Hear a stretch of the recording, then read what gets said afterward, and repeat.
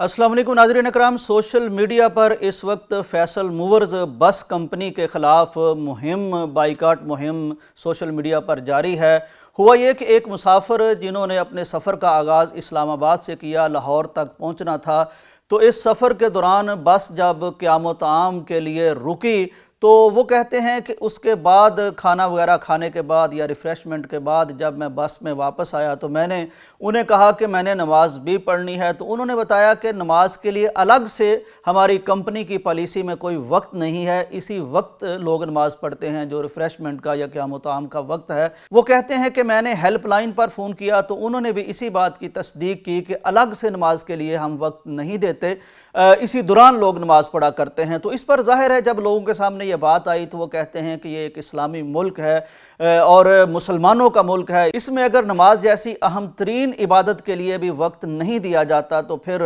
ऐसी बस का या ऐसे मामले का कंपनी का बाइकाट करना चाहिए। नाज़रीन इकराम, ये बात दुरुस्त है कि नमाज हमारी अहम तरीन इबादत है, बहुत बड़ा फरीज़ा है। सबसे पहला सवाल क़यामत के दिन नमाज का होना है, रियासत की ज़िम्मेदारी है और हमारी मुसाफिर कंपनियों की ज़िम्मेदारी है, बसों की ज़िम्मेदारी है कि वो हमारे लिए नमाज का वक्त मखसूस करें जिसमें मुसाफिर नमाज पढ़ सकें। लेकिन ये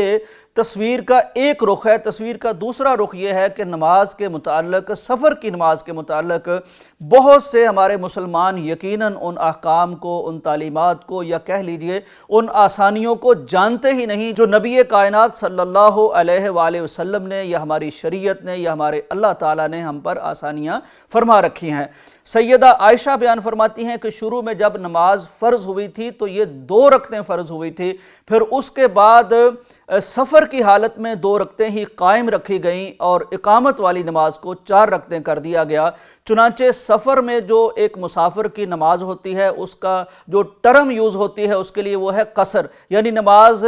कसर कर दी जाती है, आधी कर दी जाती है। तो इसमें ज़ोहर की नमाज, असर की नमाज ये 4 की बजाय 2 रकतें हो जाती हैं, मगरिब की नमाज पूरी रहती है, फजर की नमाज पूरी रहती है। सैयदना याला बिन उमैया ने एक दफ़ा हज़रत उमर फ़ारूक रज़ी अल्लाह ताला अन्हो से पूछा कि कुरान मजीद की एक आयत में हमें कहा गया है कि अगर तुम खौफ की हालत में हो तो फिर 2 रकतें नमाज पढ़ लो। वो कहते हैं कि अब तो हम खौफ की हालत में नहीं हैं, जंग की हालत में नहीं हैं, हम तो एक अमन की हालत में हैं। वो कहते हैं जो बात आपके जहन में आई है वो बात मेरे जहन में भी आई थी। मैंने रसूलुल्लाह सल्लल्लाहु अलैहि वसल्लम से इस बारे में दरियाफ्त किया था तो आपने फरमाया था ये अल्लाह की तरफ से तुम पर सदका है, लिहाजा अल्लाह की तरफ से जो सदका है वो कबूल कर लिया करो। हज़रत इब्न उमर रज़ी अल्लाह ताला अन्हो बयान फरमाते हैं और ये आपकी बयान करदा रिवायात बुखारी, मुस्लिम और दीगर कुतुब अहादीस में भी मौजूद हैं। आप फरमाते हैं कि मैं रसूलुल्लाह सल्लल्लाहु अलैहि वसल्लम का सफ़र में साथी रहा,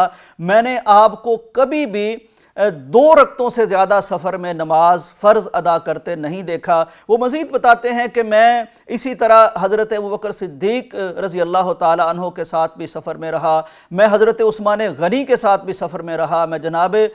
उमर फ़ारूक रज़ी अल्लाह ताला अन्हो के साथ भी सफ़र में रहा। तो इन चारों खुलफ़ा और नबी कायनात सल्लल्लाहु अलैहि वसल्लम को मैंने सफ़र में 2 रकतों से ज़्यादा कभी भी पढ़ते नहीं देखा। नाज़रीन इकराम, इससे मालूम हुआ कि सफ़र की नमाज एक मुसाफिर के लिए वो 2 रकतें हैं। और फिर ये भी जान लीजिए कि रसूलुल्लाह सल्लल्लाहु अलैहि वसल्लम की सीरत तैयबा से ये कहीं नहीं मिलता कि आपने सफ़र के दौरान जब 2 रकतें पढ़ी हों तो उनसे पहले या उनके बाद कोई सुन्नतें अदा की हों, ये आपने नहीं की।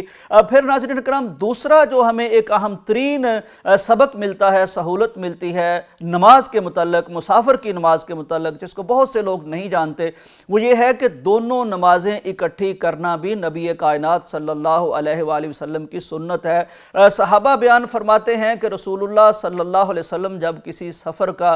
कसद फरमाते तो अगर सूरज ढलने से पहले आप सफ़र इख्तियार फरमा लेते तो फिर आप ज़ोहर की नमाज को लेट करते और असर के साथ मिला के पढ़ लेते। और इसी तरह हमें नबी कायनात सल्लल्लाहु अलैहि वसल्लम की सीरत मुबारका व मुनव्वरा व मुतहरा से मगरिब और इशा की नमाजें इकट्ठी और कसर करने की भी तफसीलात अहादीस में मिलती हैं। तो नाज़रीन کرام اگر ہمیں نبی کائنات صلی اللہ علیہ وآلہ وسلم کی سیرت طیبہ کے متعلق علم ہو، ہمیں دین کی رہنمائی حاصل ہو اور ہمیں دین کی دی گئی سہولتیں اور آسانیاں وہ ہمیں معلوم ہو، تو ہمیں پھر پتہ چل جاتا ہے کہ سفر میں ایک تو ہم 2 رکعتیں پڑھیں گے، دوسرا ہم اگر ظہر کو عصر کے ساتھ پڑھ لیں تب بھی ٹھیک ہے، اگر ہم سفر کرنے سے پہلے ہمیں وقت مل جاتا ہے، ظہر کا وقت ہوتا ہے، تو ظہر کے ساتھ ہم 2 رکعتیں ظہر کی، 2 رکعتیں عصر کی پڑھ سکتے ہیں، یا پھر اس کے بعد ہم عصر کے ساتھ 2 رکعتیں ظہر کی پڑھ سکتے ہیں۔ اسی طرح مغرب اور عشاء کو یعنی پہلے بھی پڑھ سکتے ہیں، مغرب کے ساتھ عشاء پڑھ سکتے ہیں اگر سفر سے پہلے ہمیں وقت مل جائے،